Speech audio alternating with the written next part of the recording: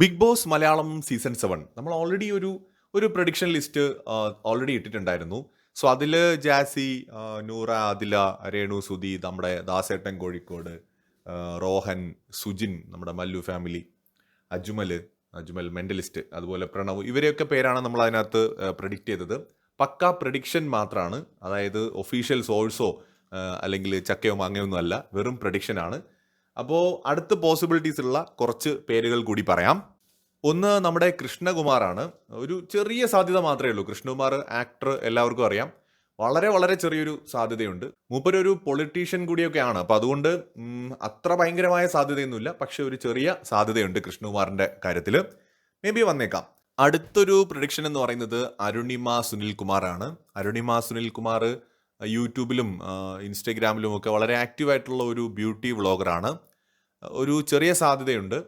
Makeup artist കൂടിയാണ്. ചിലപ്പോൾ Bigg Boss Malayalam season 7 maybe വന്നേക്കാം. ഒരു പ്രഡിക്ഷനാണ്.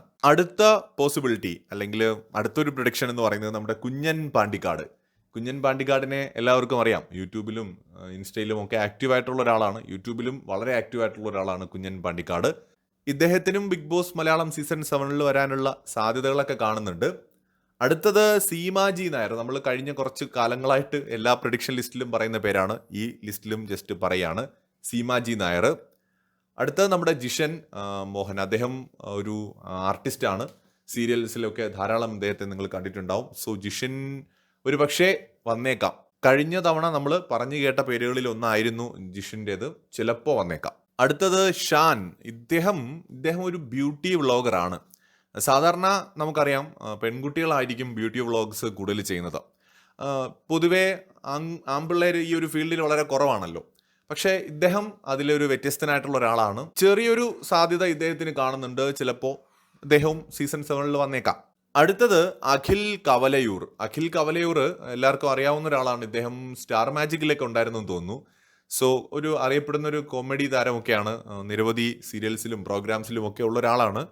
ചിലപ്പോൾ ഇദ്ദേഹം സീസൺ 7 വന്നേക്കാം. അടുത്ത പേരെന്ന് പറയുന്നത് നമ്മുടെ അനുമോളാണ്. അനുമോളെ എല്ലാവർക്കും അറിയാം, സ്റ്റാർ മാജിക്കിൽ ഉണ്ടായിരുന്ന ആളാണ്. സോ ഈ പ്രഡിക്ഷനിൽ നമുക്ക് അനുമോളുടെ പേരും കൂടി പറയാണ്.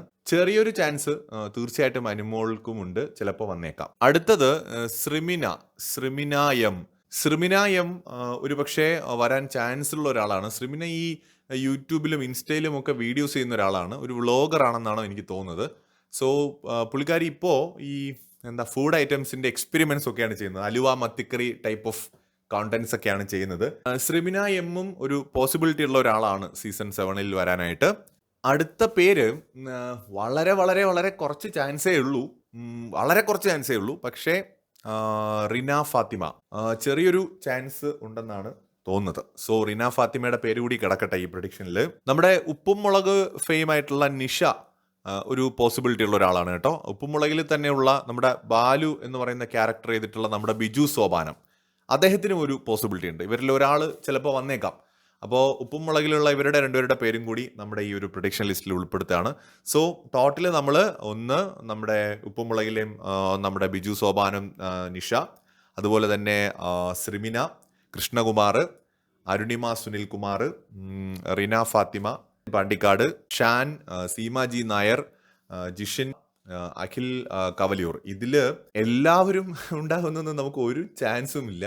ചിലരെങ്കിലും ചിലപ്പോൾ വന്നേക്കാം. ഈ പേരുകളിൽ പോസിബിലിറ്റീസ് ഉണ്ട്. ഞാൻ പറഞ്ഞു, ഇത് അങ്ങനെ ഒഫീഷ്യലായിട്ട് എവിടെന്നെങ്കിലും കിട്ടിയ കൺഫർമേഷനോ അങ്ങനെയൊന്നുമല്ല. ജസ്റ്റ് ഒരു പ്രഡിക്ഷൻ തന്നെയാണ്, പക്കാ പ്രഡിക്ഷൻ ആണ്. സോ പ്രേക്ഷകരുടെ വിലയേറിയ അഭിപ്രായങ്ങൾ കമൻറ്റ് ചെയ്യൂ. മറ്റൊരു വീഡിയോ ആയിട്ട് വീണ്ടും വരാം.